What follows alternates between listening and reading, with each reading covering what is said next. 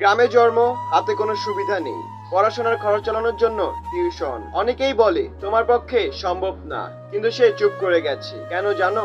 কারণ কথা বললে মানুষ হাসে, আর কাজ করলে মানুষ চুপ করে। তোমার জন্ম কোথায় সেটা ইম্পর্টেন্ট না, তুমি কি করছো সেটাই পুরো খেলা বদলে দেয়। কেউ বলে আমরা চান্স পাইনি, আবার কেউ বলে আমার তো কানেকশন নেই। কিন্তু প্রশ্ন হলো, তুমি নিজের জন্য কিছু বানানোর চেষ্টা করছো তো? ধনী পরিবারে জন্মানো সুবিধা, কিন্তু গরিব পরিবারে জন্মানো শক্তি। কারণ যারা শূন্য থেকে শুরু করে তাদের হারানোর কিছু থাকে না, তাদের শুধু জেতার ক্ষুধা থাকে। তোমার ব্যাকগ্রাউন্ড তোমার কন্ট্রোলের বাইরে, কিন্তু তোমার গ্রাউন্ড ওয়ার্ক, রাতের ঘাম, দিনের লড়াই, হাল না ছাড়া চেষ্টা, সবটাই তোমার হাতে। আজকে পড়ে গেলে কাল দাঁড়িয়ে যাবে, কিন্তু বন্ধ চেষ্টা করলে একদম গেম ওভার।